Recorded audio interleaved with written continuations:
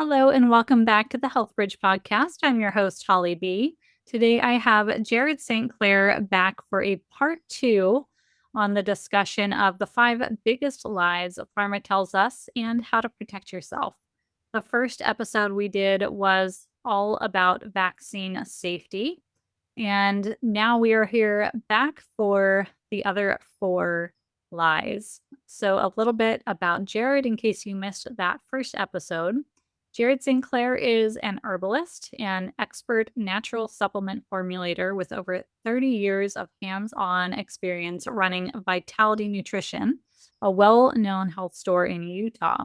He's known for his Vital 5 essential supplements and has crafted highly effective formulas and protocols for health concerns from digestive issues and hormone imbalances to immune support and emotional wellness. As the host of the Vitality Radio podcast, Jared educates listeners on mastering natural supplements to thrive without pharmaceuticals, making him a leading voice in holistic health. So again, we are here to talk about the 5 biggest lies that pharma tells us and how to protect ourselves. We thought originally that we could do all 5 in one episode, but the vaccine topic is just one that we needed to dive into deeper and get really extensive on, just to give you the information to help you make an informed decision on whether or not to utilize vaccines in your life or in your children's lives. So we dedicated a whole episode to that topic. And today we're coming back again to talk about all 4 of the remaining lies. We are going to be talking about autoimmune conditions and the lies we're told about whether or not you can heal from an autoimmune disease. We are going to be talking about antibiotic use, whether or not they are really necessary. We're going to be talking about PPIs and whether or not they are safe for long-term use and how they could actually be making your issues worse. And then we rounded out with a good old discussion on the FDA and conflicts of interest. So this is a good, juicy episode for you to listen to. We don't hold back, but we have a really good discussion on all these topics just to inform you so that you can have, again, more information as health issues come up in your life and as you move about making your own decisions from a more informed place. We definitely have some statistics that are a bit shocking. We talk about root causes of autoimmune conditions and what you can do about it. And we're going to have a lot of resources for you in the show notes as well. So make sure you scroll down and click on those after you are done listening. So let's dive in now to part 2 of this conversation. Jared St. Clair, we had so much fun on our first podcast together that we are back for part 2 to keep talking about big pharma lies and how we can protect ourselves and arm ourselves with knowledge around these things. Welcome back. I'm excited to be back. Thank you so much for the invitation. So I think we're going to dive in. So on our first, just as a little backup for anybody that hasn't listened to it, on our first episode, we were really talking all about vaccines, vaccine safety, and all the stuff that you didn't know about vaccines. And so we covered that in depth, which is why we decided to come back onto part 2 so we could cover the other 4 out of the 5 biggest lies. So today we're going to jump in and start with autoimmune diseases and the idea and the concept that autoimmune disease can only be managed by drugs and not improved by lifestyle, diet, and nutrition. Obviously, this is a topic close to my heart because I do coach women with lupus or other autoimmune diseases. I myself have lupus and have struggled with health issues for years and was really left to my own devices to figure out how to help myself. So I'd love to hear your thoughts on this matter. For sure. And, it's it's important for people to understand, and I think people listening to your show probably already do, that we're doing the five biggest, not the five big lies, because there are so many more than five that we could choose when it comes to pharma. And I don't know that the five that I chose are maybe the biggest, but they're the ones that I probably bump into the most, when I'm working with my clients at Vitality Nutrition, that kind of thing. And this one is one that frustrates the heck out of me. And I've got some really interesting background with this, not from personal experience with my own health, but I started experiencing, or I guess experiencing this through others that I was trying to help with it years and years ago. I've been, for a little background for people maybe didn't hear the first time, I've been in the supplement business for most of my life. I've owned Vitality Nutrition for 30 years. And prior to that, it was my parents' store, and I worked here from the time I was 5. So if there's a health condition that exists, somebody had come into our store and asked about it, right? And autoimmune diseases, though, we're seeing this rampant uptick in occurrences, especially over the last 4 or 5 years. And I think we know why that is for the most part.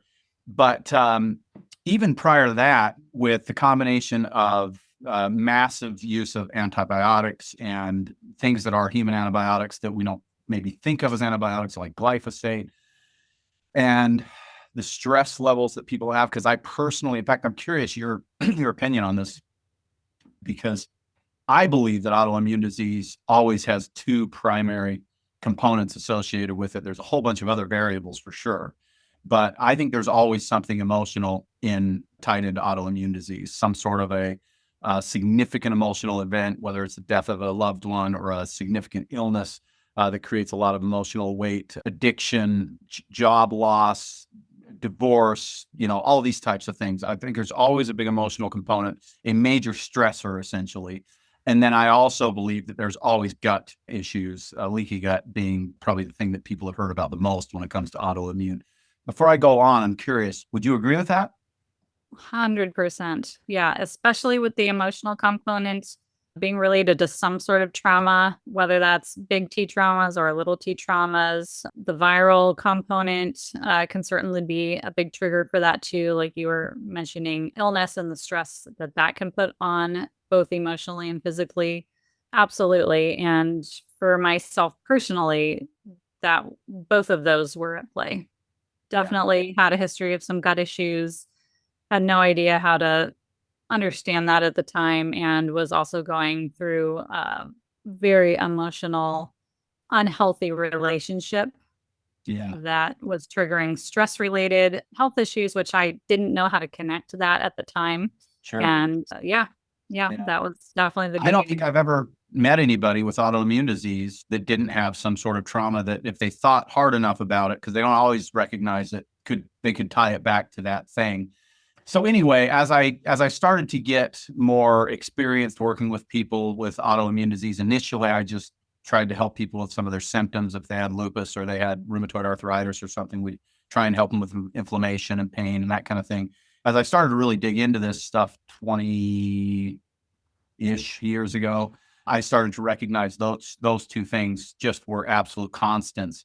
And so, the emotional side is challenging for sure, and trying to coach people on that without having significant exposure to the person is difficult. So I would tend to share with them a series that we have on our podcast called Emotional Vitality. The podcast is Vitality Radio, but we have an Emotional Vitality series where we basically teach techniques. It's nothing to do with anything that we can sell you. It's just free information on things that you can do, everything from breath work to utilizing curiosity to get behind the curtain of your mind and kind of figure out what might be going on subconsciously that's leading to some of these things. And then we would put a heavy focus on the gut. But what I started to notice very early on is that when I had somebody come in who was recently diagnosed with an autoimmune condition, and I don't care what one it was, Crohn's or lupus or fibromyalgia, or pick the autoimmune disease, what I started to ask them, what has your doctor offered you in terms of treatment for this? Because the initial clients that would come in and kind of offer that information would say, yeah, all they say is I can be on some sort of a biologic or, some other drug that can manage symptoms. And I said, and then I would ask them, okay, so have they given you a diet to follow? No. They haven't given me a diet to follow. Have they talked to you about stress remediation? No. Have they talked to you about, toxicity in your body and detoxifying? Have they talked about rebuilding your gut microbiome? Have they talked about any of these things? And it was just always no, no, no, no, no. They were talking to their rheumatologist or whoever it was, just, again, depending on what the autoimmune condition was. And they basically, what I would see in their faces was this look of despair and almost imprisonment. Like, this is a lifelong sentence that I've been given that I'm going to have and deal with these symptoms for the rest of my life. And it's not going to get better. It might get better for a short period of time, but I'll probably relapse. It'll probably get worse. We'll probably have to switch to a new drug. And eventually the disease is going to take its course and I'm going to be in real trouble. And that's pretty much what was offered them.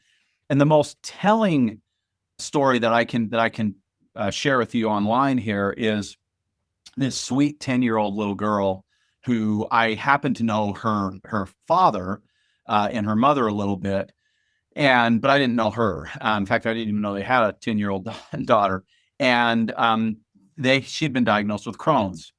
And at 10 years old, that's just, a horrifying thing to even think about, because the options that they were given were biologics. They put her on Remicade, for anybody that's familiar with that one, which is an infusion thing.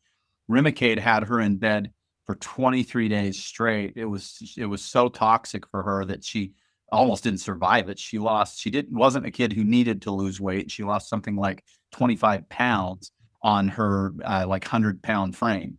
And she was just incredibly sickened by it. The doctors still wanted to do another infusion just to see. And mom was like, we're not doing this to her again. And so she said, what are our other options? And they wanted to put her on Humira. So she then read up on Humira and said, I'm not doing this to my daughter. And all they knew about me was that I owned a health food store. And so she called me and said, do you know anybody that can help us with this? And I said, well, I'd be happy to sit down with you and talk about it and see what we can do. And as I was talking to her and her mother, I asked them some of these same questions about what their doctor had offered her. And her mom specifically said, so I asked the doctor what foods we need to avoid. And the doctor said, oh, there's no foods that you need to avoid. She can eat the birthday cake like all the other kids. She can be a kid just like all the other kids. We're just going to take care of her symptoms with these drugs. And that was this big red flag in mom's mind, thankfully, as it should have been, right? And it was that plus the Remicade plus the recommendation for Humira. And she was just like, I've had enough of this. I'm not doing it anymore. I got to try a different route. So I talked to them about the first thing I mentioned to them is, if your doctor says you have no options but pharmaceuticals, then your doctor is either being dishonest with you or is just really, really poorly educated on this topic. And unfortunately, I do think it's the latter in most cases. We have doctors that are educated on how to give drugs for autoimmune disease, but they're not really educated on autoimmune disease and root cause and what to do about root cause or any of that stuff. They had talked to her not a little bit about diet, not a little bit about emotional stuff, not a little bit about gut repair. And we're talking about Crohn's disease, right? This is a gut autoimmune disease. And they weren't even talking about probiotics with her. It was crazy. And so from then on, anytime somebody would come in and ask me about autoimmune, I would say, what did your doctors tell you? And they would all give me the same story. And then I would say, you need to understand that that is absolutely not true. And that's where really this became one of the biggest lies. It is not true that your body can't recover from autoimmune disease. I just simply don't believe it. I do believe it's not an easy road. And you know personally that that is the case, right? But it can be done. And we have seen people who don't have autoimmune symptoms at all after years of autoimmune disease. 10 years, 11 years later, after meeting this young lady. Oh, by the way, they said if Humira didn't work, the next thing they would have to do was to remove her colon. So that was the next step. Well, 18 months after starting to work with me, it was a pretty simple thing. The diet was the challenging thing. I had her change a lot about her diet. And then I had her do some key supplements for digestive health, including 4 probiotics and things like that. 18 months later, they did a colonoscopy on her and they said, we can barely tell she has Crohn's disease. And so if that's what can happen in 18 months, then that's all the proof that I need that what the doctor was saying is simply not true, right? And what the pharmaceutical companies are trying to promote here is simply not the answer at all, because at no time do the pharmaceuticals promise healing. They only promise symptom relief with a massive load of potential side effects. And so that's kind of the typical story. And I met my wife almost 8 years ago. They had tried to diagnose her with lupus twice, but she didn't quite match. But she had pretty much all the symptoms. And I know you've heard this before, Holly. Yeah. Because autoimmune disease is tough to pin down too, right? As far as diagnostics. They talked to her about maybe it being rheumatoid arthritis. She had been diagnosed with IBS. She had been diagnosed with fibromyalgia. She'd been diagnosed with chronic fatigue. She'd been diagnosed with bipolar disorder. These are all these things that she was dealing with. She had major chronic issues. And we're now 7 years after I met her. She knew nothing about nutrition before we met. And she doesn't deal with any of those symptoms anymore. Like, they're all gone. She doesn't have bipolar. She doesn't have IBS. She doesn't have chronic pain. She has little remnants of a lot of those things that still creep up here and there. But for the most part, if she sticks to what she knows with diet and nutrition and supplementation, she's doing great after 40 years of being very, very unhealthy and really just on a slippery slope towards worse and worse health. So I've seen it with people that have become very, very close to me. I'm no one closer than my wife. I've seen it with lots of my clients, and it's a lie. You can thrive with autoimmune disease. You can get to the point where I do believe you can heal autoimmune disease. And if you don't get to the point of healing it, you can absolutely get to the point of dealing with very, very few symptoms from it if you understand the steps. What's interesting is I've heard many times that people who have recovered from their symptoms, like your wife or like this young girl, the doctors don't really ask questions. You don't really want to know what you did. Uh-huh. They'll just say, whatever you're doing, it's working, keep doing it. But that's Right. usually the extent of it, because they're not going to understand, and they can't really let something challenge how they've been trained. And I do believe that most doctors are genuinely there wanting to help people. And the path that they've chosen to do that is one that we'll say you can follow the money on, right? Like, they Yeah. are taught symptom management, they are taught pharmaceuticals, and a few of them here and there do know a little bit about sleep. They know a little bit about, maybe you should cut out some dairy or something, but that's kind of the extent of it. And that's just not their purview. They can't help with those things. So, when I'm working with somebody, I would never say, stop what you're doing with your medical team. Keep doing what you're doing with your medical team. We can work on all these other health fundamentals in addition to what you're doing. And then we can watch and see if you can slowly start tapering down on the meds, right? And as we get better sleep, as we deal with our cortisol, as we heal the gut, things can and will shift. Yeah, absolutely. And that's exactly how I do it. Yeah, as someone who's not a medical doctor, I'm not able to legally give medical advice, and I'm certainly not someone who will step into the place of the doctor-patient relationship. It's really, I think, up to people like us to shine a light on alternatives that are available to people and let that person make their own decision on as to how they want to do it. In my wife's case, she wasn't on any autoimmune drugs. She was just basically dealing with the discomfort at that point. But she was on psych meds that they put her on when she was 13 years old, and had been on them for 35 years or whatever it was when we met. And she was convinced that she could never survive without those drugs. That those were what were keeping her, essentially sane enough that she could be functional. Is probably the best word, because she was certainly not optimal by any stretch of the imagination. And it's really funny, Holly. I have to tell you a little aside. I told you we were up at Yellowstone, that her family has a little cabin up there just last weekend, as we're recording this. I don't know when it will release, but it was over the 4th of July weekend. And we were up there, and she ran into an old friend that she'd known for years and years. And she'd only seen her friend a couple of times in the last 10 years. But we ended up stepping into their cabin and having a conversation. I'd never met these people before. And we sat down, we're talking, and she looked at me and she said, I've been following you guys on Facebook, and it's just amazing to see the shifts in my friends. She's doing so much better. And then she patted my wife on the knee and said, "You were one sick girl before you met this guy." And I was like, yeah, she was, right? She was in bad shape. And it's so cool because people who knew her then and then haven't seen her in a while and see her now, they almost don't recognize her. And I love that because that's all the proof I need that this is a doable thing, right? If you just have the potential to, or the belief that you can educate yourself to the point where you can actually start to heal, then you can absolutely do it. And people, it's very rare that I think anybody's actually, too far gone. Like we said, we had this 10-year-old who was just about to have her colon removed.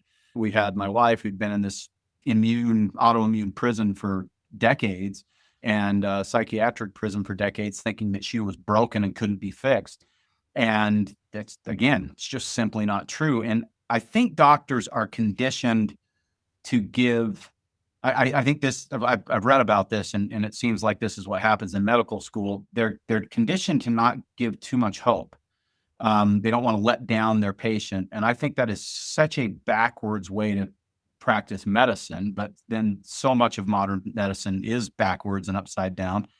But why would we not want to give somebody hope? For one thing, 40% of the benefit of anything that we do is placebo effect anyway. So if you believe that the thing's going to work, you have a pretty decent chance that it's at least going to work a little bit, right?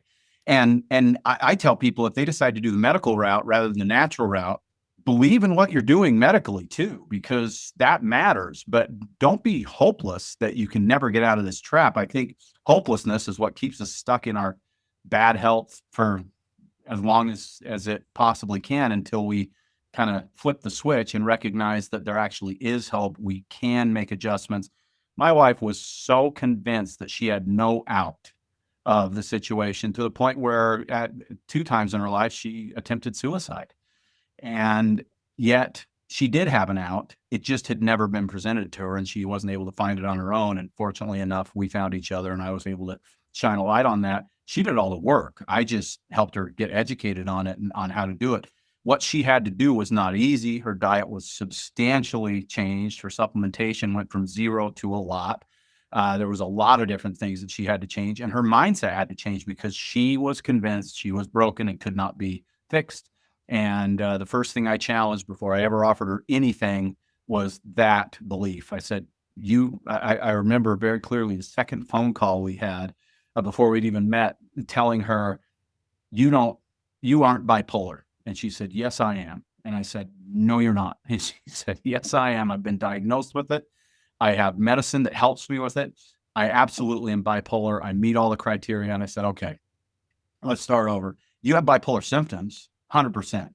You are not bipolar. And she had adopted that as part of her persona, part of her identity. And I think people with chronic illness do that. I'm a person, I have lupus. I'm always going to have lupus. I have rheumatoid arthritis. I'm always going to have rheumatoid arthritis, whatever it is. And they believe it because that's essentially what they've been told. And it's just not true. I see so many people, and this breaks my heart. And I've definitely fallen into this too, where it's their Instagram bio is Oh, yeah. literally listed out every illness that they've been diagnosed with, Yep. and they wear it like a badge. And I can see two sides of this. One, when you have autoimmune issues, people that they don't understand, Oh, you know. for sure. Yeah. So that's an aspect of that, and I get that side of trying to educate people like, look, I'm not quote unquote normal healthy, Yeah. this is what my symptoms can look like. So that's fine. But then, you get into conversations and people are constantly arguing for their limitations, Yes. and based on their symptoms and their diagnoses. And I agree with you that that's exactly the first place to start. You have to at least just crack the door open to the possibility that there could be a different outcome for you. Really quick, Holly B here. I just wanted to interrupt the podcast to ask you for a quick favor. Can you take just a moment to like and subscribe to this podcast on whatever platform you are listening in on? It makes a world of a difference. And the reach of this podcast, it takes like literally under 10 seconds. So go do that right now. Thank you so much. I really appreciate it. And now back to the episode. Yeah. So if you can't do that, then chances are anything you're going to try isn't going to work that well. Agreed. Yeah. And again, anything you're going to try, whether it's pharmaceutical or diet or supplementation or exercise or anything else, you really do have to have a certain level of belief that you can get better through whatever path you decide to take. The challenge with the pharmaceutical route is that they don't even make you that promise, right? They don't make you the promise of getting better. They make you the promise of potentially providing relief for a certain period of time, but they don't promise that you're going to get healed from the thing. And I'm not willing, I guess, to accept that my body isn't capable of healing itself if given the proper inputs and if the right things are eliminated that made it sick in the first place. To me, it's very simple. There's toxins, and these aren't just physical toxins. They can be emotional toxins, the trauma that you talked about, and things like that, that have to get out of the way. And there are nutrients in many cases that are significantly deficient in the body. And if we can get rid of those two issues, fulfill the need for the nutrients and eliminate the toxicity that is damming things up in the body, then the body is meant to heal itself. It heals itself every time we burn our finger or cut ourselves or get a sunburn. It's meant to heal itself. But when we have that level of illness, particularly when we talk about autoimmune, it's a more difficult healing that has to take place, and there's more steps involved, but it absolutely still can be done. You mentioned gut health being a big factor. Just quickly before we move on to the next big lie, where do you once we've established that we're opening the door to the new mindset of I believe in my body's ability to heal itself, do you have like a supplement protocol or a gut protocol that you recommend? I do. Now, this does depend to some degree on which autoimmune condition people are dealing with, but because I do believe that leaky gut and gut issues are at least part of the root cause of all autoimmune disease, there are some things that are pretty much universal. And I really don't care if somebody comes in and tells me they have Hashimoto's or lupus or fibro or any of these other things. There are certain things that are just absolutes. The first thing is for probiotics. Probiotics are something that everybody's heard of at this point. Lots of people who listen to shows like ours are familiar with kind of two different categories of probiotics, what are known as human strain probiotics and then spore probiotics. Some people also know them as soil-based organisms. There's different ways that they're titled depending on who's marketing them, that kind of thing. It's been about 15, 16 years ago that I first discovered spore probiotics. And frankly, there was one probiotic at the time that I knew about that existed, that was on the market. It was called Bacillus coagulans. And I was so blown away by the very, very simple and really basic research that had so far been done on it way back then. Now, what's been done on it since then is exceptional, even more impressive than the stuff that I found back then. But what we were able to determine basically, as you look at the research on spore probiotics, is that they're not human, meaning they're not native to the gut, but they're in our gut all the time because they're native to our environment. We breathe them in, we get them in on food, we get them if we lick our fingers. There's lots of different ways that we can get these things in. And they're what are called commensal strains. They do really, really good things for us, and we don't really do anything for them. They're just really friendly characters. They hang out inside our gut. They survive all the way down to the colon. They'll hang out there for like 30 to 45 days. And while they're in there, they create this environment that is super hospitable to the good bacteria growing and procreating like it should, and very, very inhospitable to the pathogenic things like parasites and fungus, mold, bacterial things, viral things, this kind of stuff. And so, and they've been proven to be much, much more effective at healing the gut and reducing gut inflammation than human strain probiotics are. So the first thing I always recommend is a great spore probiotic. And there are many good ones on the market. The one that we sell is Vitality Precision Probiotic is the brand name, and then Vital Spores is the name of the product.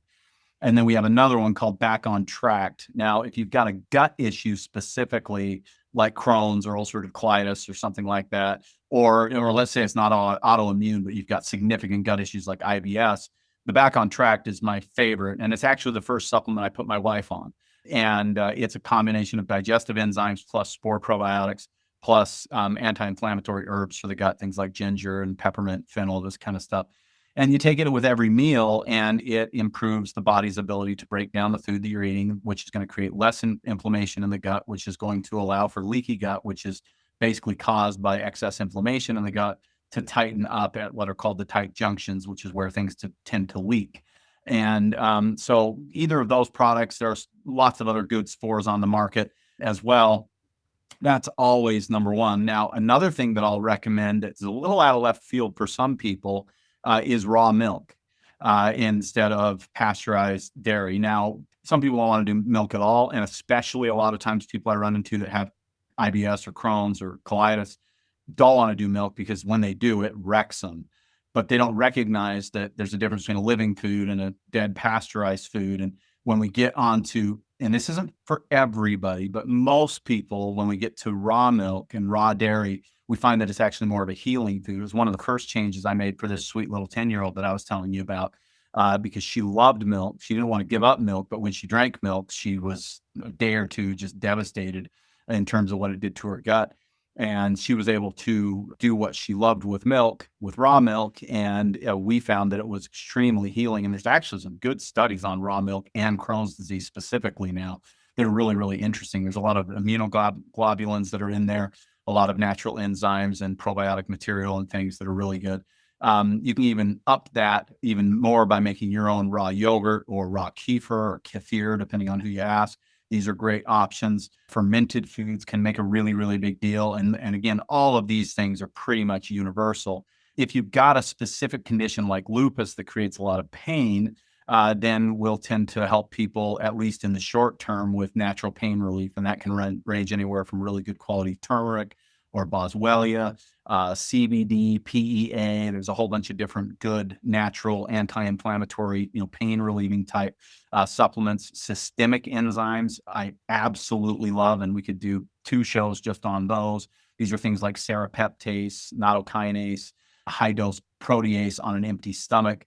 These are fantastic for reducing inflammation at the blood level, which then, of course, can help to reduce inflammation throughout the entire body. So all of those things are pretty much universal. Anti-inflammatory stuff, gut healing stuff. I'm a big fan of aloe vera juice for gut healing as well, but specifically whole leaf, low heat processed aloe. My favorite brand it's not my brand, but it's the one that we sell at Vitality. It's called Aloe Life. I think they make fantastic products, and I believe that can really help with healing the gut. And I always recommend also the amino acid L-glutamine. I'm a huge believer in L-glutamine on an empty stomach as a gut healing protocol. Also, glutamine is very modulating to the immune system, so it's quite good for just kind of tamping down autoimmune symptoms without ever ramping up the immune system and making things worse. Big fan of everything you just said there. Glad to hear. Yeah. And maybe we'll talk more about glutamine when we get to PPIs, but we'll get to that in a minute. Let's jump into antibiotics and the belief that antibiotics should be the absolute first line of defense for most infections. Yeah. And now I will say there are some doctors that are wising up to this for sure. But especially at the pediatrician level, which is the scariest place to start antibiotics anyway, what I've experienced, and again, this is me having my own kids, now seeing my grandkids who are raised depending on which family. My son, so my wife and I are recently married. We're only married for a couple of years, and her kids were raised very differently than my kids were raised, and we have grandkids on both sides, and so we're able to kind of see how things are being done. And we, some kids are run to the pediatrician a lot more often than other kids, that kind of thing. But when it comes to antibiotics, the first thing I'll say is that I'm 53 years old in August. And the first antibiotic I ever had was as a 45-year-old.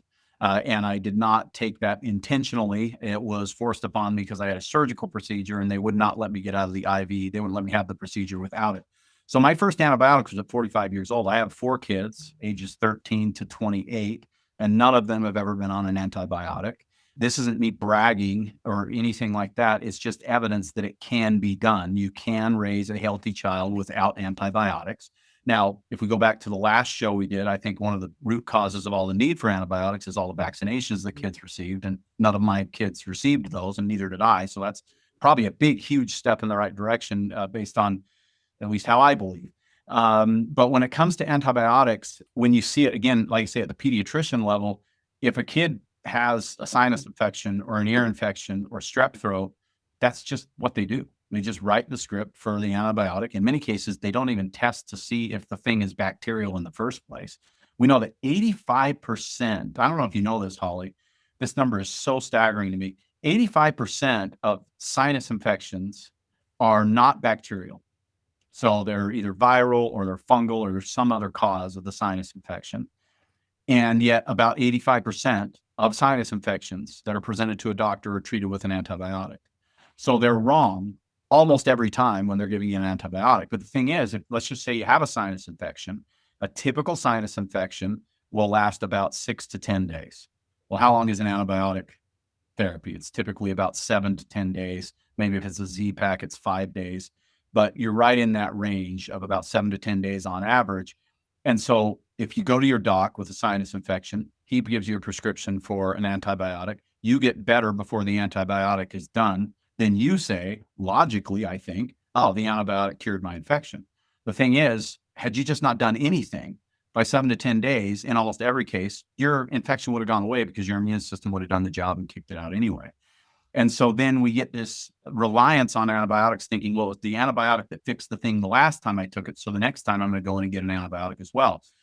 Same thing can be said about ear infections and urinary tract infections and strep throat and things like that. Now, that's not to say that a urinary tract infection should be untreated. I actually think in many cases, a sinus infection should just be untreated. It's not going to kill you. And in most cases, you'll clear it. There are natural antibiotics you can use for them, things like nano colloidal silver and grapefruit seed extract and oregano. There's a lot of things you can do for a sinus infection short of an antibiotic. But urinary tract infections, there's something simple called D-mannose that works 90% of the time better and faster than an antibiotic and has zero harm to the gut and microbiota. And so D-mannose is an excellent option when it comes to that. Ear infections, things like garlic and mullein as eardrops in the ear. Nano silver can be used that way. My kids, well, I only have one child with an ear infection, and I personally think that most ear infections are caused by vaccines. But I think I had one child that had one ear infection one time. We used garlic oil and it cleared it up in a day or two. So we didn't have to do anything. I don't think I ever had an ear infection. On the flip side, my wife, who was raised by a nurse, an extremely well-meaning nurse, who thought she was doing best for her children. That's the thing that's important, right? You mentioned these doctors want to do good work. I don't think anybody doubts that. It's just how they're trained to do it and who they're trained by is where things kind of fall apart. And my wife was on, she says that she doesn't think she could count how many antibiotics she was on by the time she was 13 years old. She had tubes in her ears and so many other things that she had. And then you wonder, well, why did she have multiple different autoimmune diseases? Why did she have chronic pain? Why did she have IBS? Why did she have bipolar disorder? Well, look at what happens when your gut gets completely wrecked by antibiotics. All of these things start to fall apart. So to think of antibiotics as the first line of defense is such a huge mistake. To think of them as an option at a certain point, I think is very, very wise. And I'll give you a personal story. I don't like to share. It's a really new one, Holly. You don't even know about this. I had, back when I didn't know better, I had several root canals done as a younger child. Now, I would never recommend a root canal anymore, but I didn't know that. And my parents didn't know that. So I had root canals as a teenager and also as a young adult. And I've been slowly getting rid of them because I believe that they can create a lot of issues, and that's a whole nother show for another day. But I had 2 removed about 2 months ago, and I got a nasty infection in one of the sites where these root canals were removed. And I did all the things that has always worked for every infection that I've ever had. I've never failed knocking out an infection with natural things until this time. 5 days in, I hadn't slept in 5 days because the pain was so intense. Nothing that I took helped with the pain. The very best, strongest natural stuff just barely even touched it. And I was concerned that I was going to be, get myself into real trouble if I didn't do something. And so for the first time in my life, I intentionally took an antibiotic, and it was a Z-Pack. And in my head and in my heart, I felt so defeated. I was like, I can't believe I'm doing this after 52 years of not having to do this. Here I am doing this. But I reminded myself what we talked about earlier. I said, if I'm going to do this thing, I better believe it's going to work. I better be grateful that I have this option. And when I called the dentist and said, prescribe me something, I was in that mindset. I don't want to do this, but I need to do this, and it's going to work, and it's going to be good for me. And I did it. And, within a day and a half, 2 days, things were starting to clear up. And by the time I was done with that Z-Pack, I guess it was actually about the 7th day. So I'd been done with it a couple of days.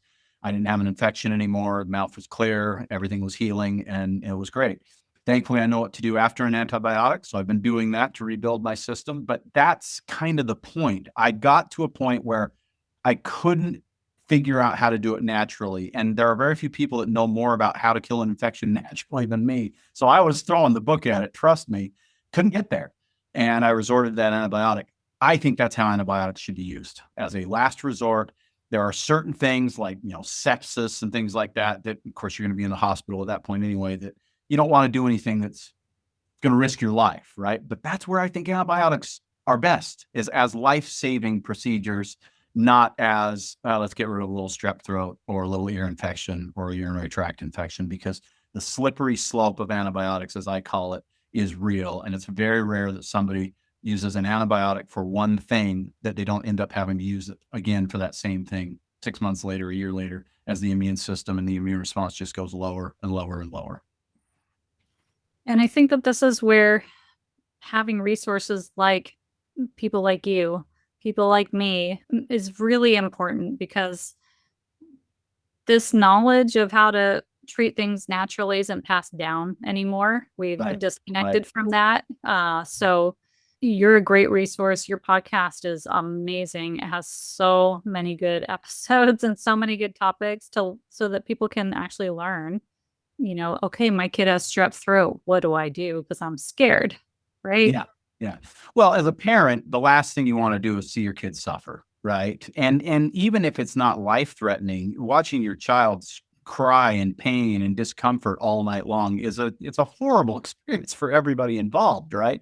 So you want options, but there are options. And in most cases, we can get away with natural things. My oldest son, for I don't know why, because generally speaking, he was a really healthy kid, had croup multiple times, and dealing with croup is no fun at all.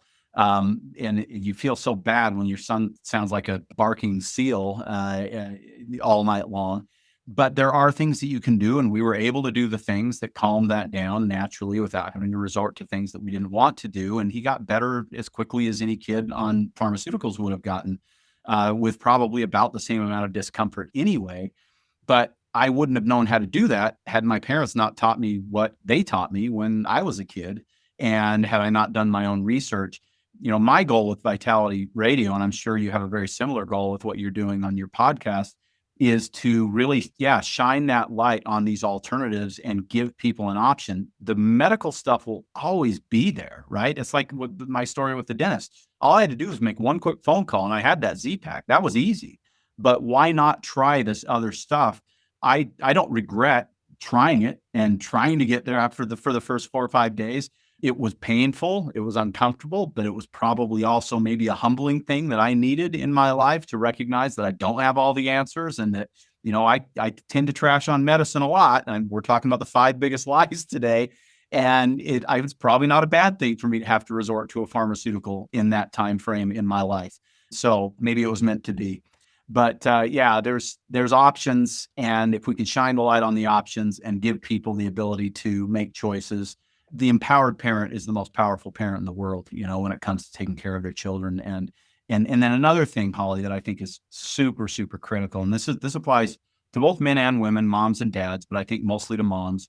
There's a specific intuitive nature that's built into mothers And we talk about it all the time, motherly intuition, right? And I don't know how much people believe that is a real thing, but I'm telling you, it's a real thing. I've talked to so many moms over the years, including the mothers of my children, and you've got to pay attention to that. We've gone to the point in our lives where for ourselves and for our children, we've become so, I think, disempowered and terrified of taking matters into our own hands when it comes to our health, that we're turning everything over to the person who is the expert. And I put air quotes around that because I don't care if that expert's you, Holly, or if it's me, or if it's a guy in a white coat. We're not ultimately in charge of your health or your children's health. You are. And I believe that inherent, that nature is there, or that intuition is there by design, so that we can take care of our kids to the best of our ability.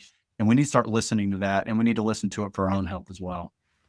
So, so important. So right. Nobody is the ultimate guru on your own health except for you. Exactly. Yeah. Yeah. You know more So about your health than anybody else if you're willing to tap into that. exactly. So next biggest lie is that PPIs are safe long term. Yes. What is a PPI for those that don't know? So this is a half lie, and I'll explain why that is in a minute. PPIs are proton pump inhibitors. These are things like Prilosec, Prevacid, Nexium, these types of things, acid blockers. There's two different types. Not all of them are PPIs, but the most common ones, omeprazole is probably the one that most people know the most about because it's the over-the-counter one that you can pick up at any grocery store at this point. I call it a half lie because of this. The pharmaceutical companies and the FDA, on the packaging, the FDA has basically said that these are not for long-term use. Depending on the drug, you'll see anywhere from about 8 weeks to, I think the longest that I'm aware of is 16 weeks of continuous use, for about 4 months.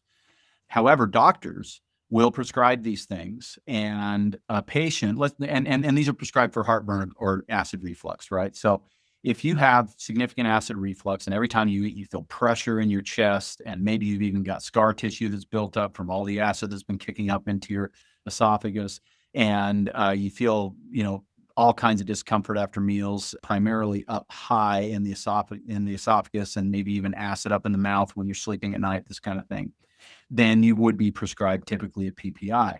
Now, PPIs are an interesting drug because in short-term use, they're pretty safe, near as we can tell, and they can be extremely effective. So if you have and I do a whole show on this as well, because when I was younger, and I'll just say dumber than I am now, I did not listen to a lot of the advice that my parents gave me, and I did eat a lot more junk food back then than I do now. And I created a really bad case of acid reflux for myself when I was pretty young, just 25, 26 years old. Now, I figured out how to heal that with things like glutamine, aloe vera, probiotics, like we talked about. And it took me about 6 months to heal that problem, but I've never had it for 26 years after healing it. So it's completely reversible. And I've helped, I don't even know how many dozens of people do the same thing. And it takes more time for some people and less time for others. But what I wish I had done, and I talked about the humility it took for me to finally take an antibiotic, I wish I had gone on Nexium. It had just been released on the market back then. It was brand new. It was the new purple pill. I still remember the advertisements for it. My gastroenterologist that I went to said I had one of the worst cases of acid reflux he had ever seen, and he did 800 scopes a year, and he'd been doing it for 20 years. So I was bad. I would wake up at night just with a mouthful of acid. I have to run to the bathroom just to spit it out. I still have scar tissue in my esophagus from the damage that it did. Had I taken Nexium for 8 weeks, which was what was prescribed, I probably could have calmed that acid down, possibly healed my esophagus, possibly not have had all of the reflux that I had. And I could have done that while I was doing the probiotics and the aloe and the glutamine and all the other things, just to calm stuff down for a short period of time. Had I done that, I probably would be a little better off now, because every time I swallow a pill, every time I swallow a bite, I feel it hit right in the middle of my esophagus and then work its way down. And sometimes it still gets stuck even after all these years. I never have heartburn anymore. It's a very, very rare occurrence. Maybe once every couple of months, after one late meal or something, I'll have it. But I don't deal with reflux, but I do deal with some of the repercussions of the reflux that I had way back when. That's how those drugs really shine, If you've got a real acute case of reflux and you go on a omeprazole or Nexium or something like that for a short period of time, it will calm the acid down. It'll help the esophagus heal. And you can end up with chronic reflux. You can end up with cancer in your esophagus, and that's not good, right? So Nexium can actually prevent that. And there's pretty good studies that actually prove that. So this isn't me saying PPIs are evil. But what the problem is with PPIs is they are evil in the long term. They have done studies showing that 10 years on a PPI, remember, they've never been approved for more than 4 months. But I've met customers at Vitality that have been on it for over 2 decades. And the reason is because they said, I've got reflux. The doctor said, okay, here's your Nexium or your omeprazole. The reflux symptoms go away, and they never have a conversation again. And they just stay on the pill. And so, I mean, I think the doctor knows that he's on it because it should be in the chart somewhere. Why the doctor didn't say get off of it, I don't know. Some doctors now finally are starting to tell their patients, okay, we're going to be on it for 8 weeks, we're going to be on it for 12 weeks, and then we've got to get you off. Hey, I just wanted to jump in here and interrupt the program for just a hot minute. You know that I'm so passionate about this podcast, but what I'm also really passionate about is helping women with lupus minimize their symptoms, boost their energy so that they can indulge in life again. So if you are a woman who is struggling with lupus, who is sick and tired of being sick and tired, who's struggling to manage your flares, if you're finding that your lupus symptoms are just really getting in the way of you being able to live your life the way you want to, I feel you. I've been there myself and I felt the same way. And what I've found is that there are a certain set of health fundamentals that once applied, will support you in your foundational health. They will support you in building and maintaining that energy, minimizing flares, and allowing you to, again, indulge in life and follow your passions. So, if that is something that you are interested in creating for yourself, let's jump on a call together. I will walk you through the process that I use with my clients to get them from sick and tired to strong foundation of health by implementing my Health Bridge protocol. If this is something you're interested in chatting more about, I would love to talk to you. Apply for a free clarity call with me, and I look forward to getting to know you soon. And now back to the episode. I'm actually starting to hear that now, but I never heard that, or hardly ever up until just the last few years. I think the reason that we're having that conversation with doctors now is because there are studies showing that 10 years on a proton pump inhibitor increases your risk of death from all causes by 25%. Now think about that for a minute. That's some devastating information there. Death from all causes increases. Why? Well, for one thing, you cannot digest and assimilate minerals if you don't have enough acid in your stomach. And acid reflux is almost always too low acid in your stomach, not too high. And when we take a PPI, it reduces the acid even that much more. And now we're not absorbing minerals. In women, the risk of hip fracture and osteoporosis goes through the roof when you're on a PPI for an extended period of time because you're not absorbing calcium, you're not absorbing things like boron or silica or magnesium because the minerals just can't absorb in a gut that doesn't have enough acid in it. But also, there's a whole bunch of other issues with that. SIBO is very, very common, small intestinal bacterial overgrowth, because acid in the stomach is supposed to kill the bacteria that is getting into the small intestine that's creating a condition that probably shouldn't exist if we didn't have so many antibiotics and so many PPIs. I think SIBO is mostly because of those two things based on what I've been able to see. And things like, even just food poisoning. You have a much higher risk of getting food poisoning on a PPI because your stomach acid is supposed to be a barrier to protect you from these types of things. And the list goes on and on and on and on. And so your health is getting worse and worse, even though your symptomology has improved. The symptomology being the actual reflux, the heartburn itself has gone away because you're on this thing, but the laundry list of issues that can come from that long term, and I shouldn't even say can come, will come from that long term based on the research, it's just not worth it. So if you're on a PPI right now, don't fret. If you've been on it for 10 years, you can't undo what's been done. but you can get off of it. And there are very specific ways that you can do it.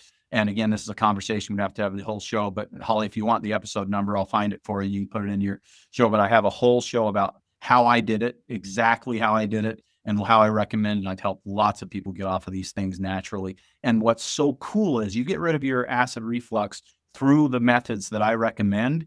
Not only do you get rid of acid reflux, but your health improves substantially because now you're absorbing all the nutrients from your food. When you're absorbing a very small percentage without or with the PPI, you're in almost every other aspect of health improves when we digest and utilize our food the efficient way that our body was originally intended to do it in the first place, which is a full stomach of acid.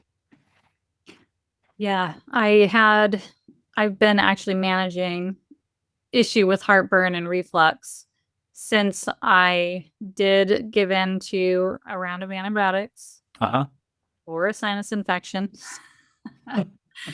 And we don't need to get into all those details, but I've avoided doing the over the counter stuff, the PPIs. Now in hearing what you're saying, I'm wondering if I should have just started there and then done all the things in addition to that I've been doing.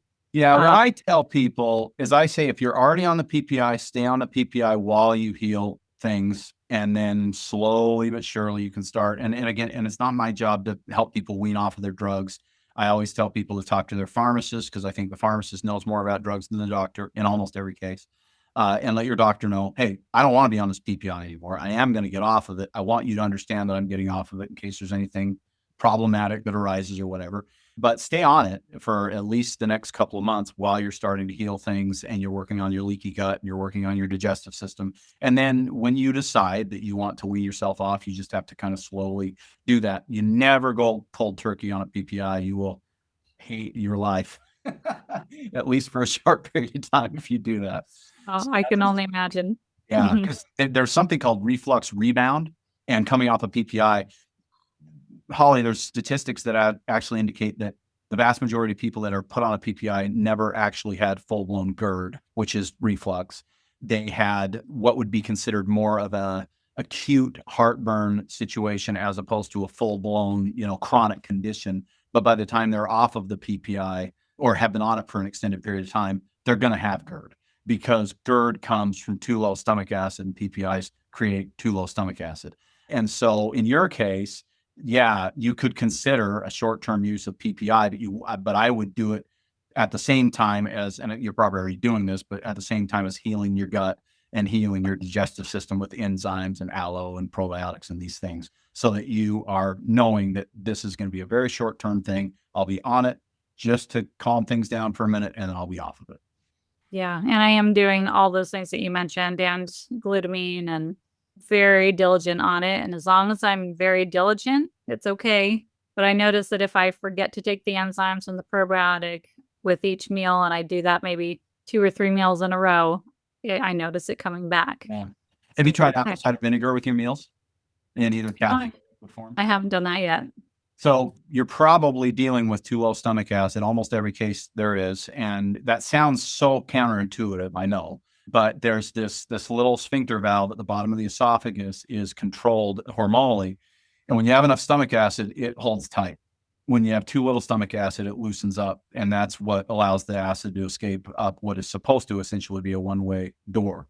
And so if you take apple cider vinegar, which you can do in capsule form or liquid form, most people prefer capsules because it's less harsh and it's easier to do. A couple of capsules about 5 to 10 minutes before your meal, you're going to increase the acid in the stomach. That valve's going to tighten up, and the acid in the stomach from the apple cider vinegar, which is not exactly the same kind of stomach acid. Stomach acid is hydrochloric acid. Apple cider vinegar is acetic acid, but it still acidifies the stomach. It still assists in digestion and breakdown of the food. And it helps to tighten up that valve so that we're back to a one-way door instead of a two-way door. And if you'll do that, then in most cases, the symptom of reflux just goes away. Now, I didn't know about apple cider vinegar when I fixed my issue. And had I done that, I probably could have gotten away without the Nexium. I did get away without the Nexium, but not without repercussions of it. But I think I could have done it without the apple cider vinegar with the apple cider vinegar without the Nexium and not had the same amount of damage. So now what I recommend to people is they take apple cider vinegar capsules 5-10 minutes before each meal. 15 to 20 minutes is even better, but that's a little hard for some people to remember. See what that does for a week. And if that just kills the heartburn, then yeah, don't worry about a pharmaceutical. You probably don't need it. If the apple cider vinegar is not doing it, then potential PPI short term, I think, can make some sense. Now, I have been doing the HCl with each meal. So would Yeah, that take HCl is place another of? option. Yeah, it's either or. My experience with HCl is it can be a little too strong for some people, and in some cases it'll actually create a little bit of reflux on its own. The burn. Or vinegar tends to be a little more gentle. So I'll usually start people with apple cider vinegar. If that's doing the job, we just stay there.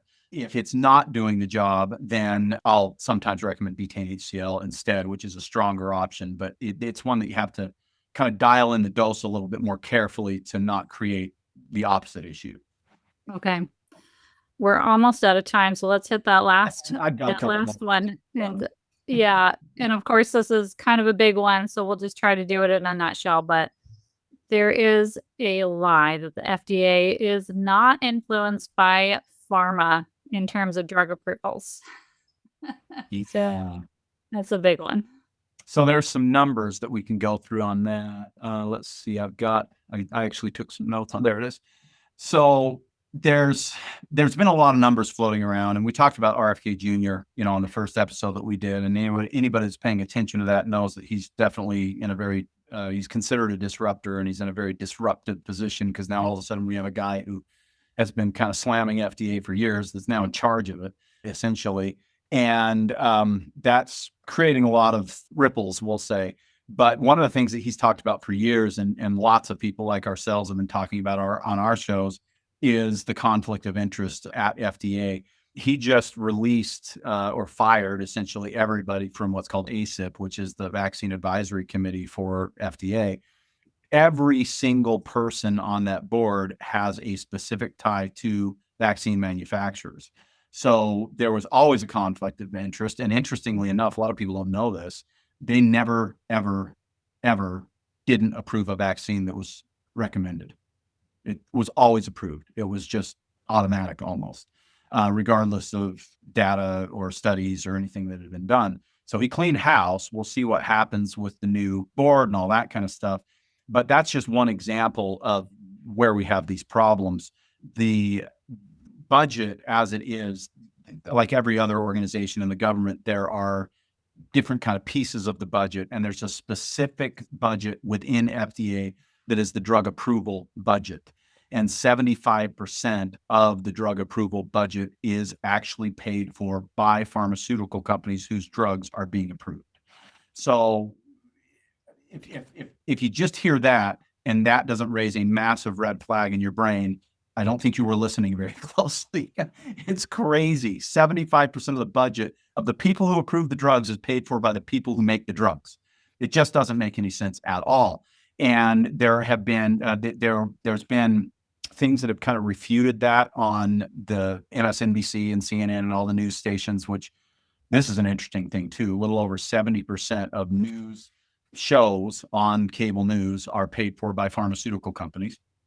So they tend to also paint the prettiest picture possible for the pharmaceutical companies and don't really bring these things up. I don't remember who it was, and maybe it doesn't matter. It might have been Scott Gottlieb, who used to be the director of the FDA and now is on the board of Pfizer, which happens all the time. But somebody said, no, it's not 75% of the FDA budget that is paid for by pharmaceutical companies. It's only about 50% of the FDA budgets is paid for by pharmaceutical companies. And that's 100% true. But the drug approval budget of the FDA is 75% paid by pharmaceutical companies. About 61% of the FDA's budget is paid for by big food companies and big pharma. And it gets all the way up to close to 70% when you also get like big agriculture and that involved in the mix. And so for the most part, the agency that is supposed to protect us from pharmaceutical company greed, food company greed, agriculture company greed is actually being paid to do their job by the same people that they're supposed to be protecting us from. And it just makes no sense. It never has made any sense. And yet that is how it's done. And therefore, it's safe to assume that there is conflict of interest, that these people are going to try to do the best job for the people who their money is coming from. So, knowing all that, are we just throwing our hands up in the air? Like what do we do with this information as a consumer? How do we does this mean we can't trust the FDA at all? Because I think that again, some people in the FDA are trying to do good things. They are trying to protect us. They are trying to keep us safe. It's not all bad. It's just like Western medicine, it's not all bad. There's good people there too. But how do we know that we can trust what's coming out of there? I like to put it this way. Let's just say that you've got kids and you've hired a babysitter. Now, back in the day, we didn't have ring cams and teddy bear cams and all the various different cams that you could potentially, view what's going on in your home. But, you hire a new babysitter and they're in there with your children, and your children are the most important people in your whole life. You're going to vet that babysitter. You're going to ask other families who've had that babysitter over. You might have a camera on the babysitter to make sure there's no, foul play going on in your home. You might check in with the babysitter multiple times during that first time that they watch your kids, or whatever it is that you do, right? You're paying attention and looking for potential problems because you're trying to protect your most important assets, your children. Well, when it comes to the FDA, I think we have to keep an eye on them. It's really that simple. They are doing a really, really important job. The question is, are they doing it well? And are they always doing it in the interest of the consumer? I think it's fairly safe to say that they're not a high percentage of the time. And I don't think it's because everybody at the FDA is an evil person that's trying to make us sick. But I do think that the system is largely broken and is by design helping us become sicker and sicker as a nation. And it's kind of simple. And it's sad. I mean, if we want to talk about big food, which we haven't even hardly touched on this time, most of the biggest big food companies have been taken over and bought out by the big tobacco companies that used to lie to us about cigarettes back then. Philip Morris is one of the biggest food manufacturers in the country now. You don't know that until you start digging in a little bit and recognizing it. And when Philip Morris and some of these other companies started taking over food companies, they started to use the same tactics that were used to make cigarettes more addictive in making food more addictive. And we have more chemicals in our food, more artificial ingredients, colors, flavors, sweeteners in our food in America than pretty much anywhere else in the world. There are hundreds and hundreds of chemicals that are banned throughout most of the countries in this world, and particularly Europe, which is probably the best comparison to here in the United States, that are not banned here. Now, this is one of the things that RFK is talking about trying to get done, and artificial colors were on the chopping block really early, and that's great. But Trix cereal in the UK doesn't have artificial colors in it, and it does in the US. And the same company's making it. They can clearly make it that way and sell it to the US, but they don't. Why? Well, it's more expensive to manufacture without the artificial colors. And it's as simple as that. It's just a money thing. So back to, what do we do? I don't believe in painting a picture of hopelessness. We talked about autoimmune disease and how I feel about hope when it comes to autoimmune disease. I feel that way about all of this stuff, and it can get overwhelming. And sometimes I think you just have to disconnect. I was just listening to an attorney that maybe some of your listeners have heard of, Aaron Siri, on a podcast right before we started this podcast. And the guy's doing great and critical work, and he challenges FDA and CDC on a regular basis. He's an attorney, and he goes after him for FOIA requests to try and figure out what's really happening, behind the scenes. And we need people like that. But I don't listen to that guy every day. I got to listen to something that's going to keep me, put a smile on my face and help me recognize that there is hope. We can do this. I believe, and I think that maybe this is the best way to answer this question and end this part of it. I believe that the tide is turning in a huge way. We now have an alternative media that we've never had before, and we see what that did. And I don't care what you think about politics or the election or whatever, but alternative media played the biggest role in this last election as it has ever played. Guys like Joe Rogan and Tucker Carlson and all these guys. And again, I don't care about your politics. The point is, we're not reliant on CNN and Fox News to tell us everything anymore, or a New York Times and the Washington Post or whatever. We have all these options now, and people are listening to people like you, Holly. They're listening to people like me, And we're not the be all end all on this stuff. There's other more brilliant minds than ours, I'm sure, out there telling people wonderful things. And I don't think you should trust any one source. I don't think that I should be the only podcast you listen to. I don't think that Holly should be the only podcast that you listen to. And I don't think you should only get information from what Joe Rogan puts on his podcast or whatever else. But we have options now. And now that we have options, people are getting way better information, and a lot more light is being shown on all of this stuff. And so now we get to keep an eye on it because it's out there in the open. And as long as we're willing to look, we can find alternatives. There's an alternative to just about every single thing that you can possibly imagine in food, in medicine, that is a healthier, safer, more life and energy promoting as opposed to debilitating. And the information is now available, but it is up to you to take charge of your own health and do something with that. This has been such a great conversation. I'm sure that people listening to this, a lot of them already have their minds open to these topics, but Sure. even for me, some of the stuff you said, I'm like, wow, that's new information. And so I just would ask that our listeners use this episode, use our previous episode on vaccines as a really great reference and share it. Share it with your friends and family, anybody that's going through any of these issues, anybody that's looking at taking antibiotics or is having gut issues. Like, share this material because, again, this is what we're here for, right? To open people's minds to alternatives to the narrative and empower them with ways that they can take their health journey into their own hands. So thank you so much. Remind everybody again where they can find you and access your store, because your store is also online as well as in person, correct? Yeah, if you're in Utah, we'd love to see your face at our old family brick and mortar store. We're celebrating our 48th year in August, which is great. So blessed to be able to do what I do and have been able to do it for most of my life. So that's in Bountiful, Utah. And no matter where you are, if you want to call us and ask questions, we are still an independent health store that wants to answer questions for our clients. You'll never get an automated message from us. There's AI doesn't pick up or any of that kind of stuff. You call us at 801-292-6662.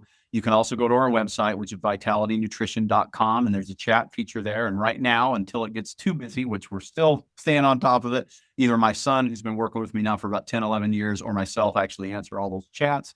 And we're still happy to do that. You just have to be a little patient. We don't always get back to you right away, but we will answer. And, the things that I've talked about as far as supplementation and all that kind of stuff is available on the website as well. And then my podcast, I'll tell you what I open with. I don't know if I shared this with you last time or not, Holly, but I open my podcast with this statement. Vitality Radio is the podcast where we help you master natural supplements, enhance your emotional vitality, and thrive without the use of pharma drugs. Those are the three things that I hold as near and dear to my heart as anything in terms of what I want to educate people on.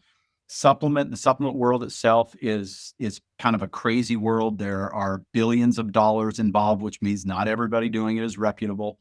And I always tell people what I already just said: don't take my word for it, because I sell supplements too. But what I hope people will start to recognize, and what people tell me time and time again, is that there's a certain level of sincerity that I hope to bring to my audience when I talk about these things. We opened our health food store, and I say we, my parents, because I was only 5 years old, when it was a terrible, terrible time to open a health food store. There was no money in it back then. And there wasn't for the longest time. It took me a while to get this thing to be a profitable business after I took over. But we did it because we wanted to help people in our community. And it's so exciting now that our community has expanded to the entire country because of the website. And we really, really do want to answer those questions for people and help people understand how to utilize supplements as optimally as possible for things like sinus infections and urinary tract infections and acid reflux and all this kind of stuff. Because as I said, those alternatives are out there. We have a lot of really good answers, and we're happy to share with you. And then as far as the podcast goes, we were just talking about antibiotics. I probably have had about as good a feedback as I've ever had on a series of 3 episodes that I did between the last time you and I talked and this time, that are all about how to do life without antibiotics. And one of the episodes is how to rebuild your gut and your immune system after having taken antibiotics, because most of us have taken lots of them. But the other ones are, how to take care of things like urinary tract infections without an antibiotic. And I go through that entire process. So I'm basically talking about why we want to avoid antibiotics in the first place, what to do instead, and then what to do if you've already subjected yourself to an antibiotic. And people have said that's been a really helpful series. So Perfect. Maybe I can get those links from you and we'll put them in yeah, the show happy notes to. as reference. You bet. Awesome. Thank you so much, Jared. It's been such a pleasure having you on to share your knowledge. Well, I appreciate you. I'll talk about this every day to anybody that wants to listen. So thank you so much for having me. I appreciate the opportunity.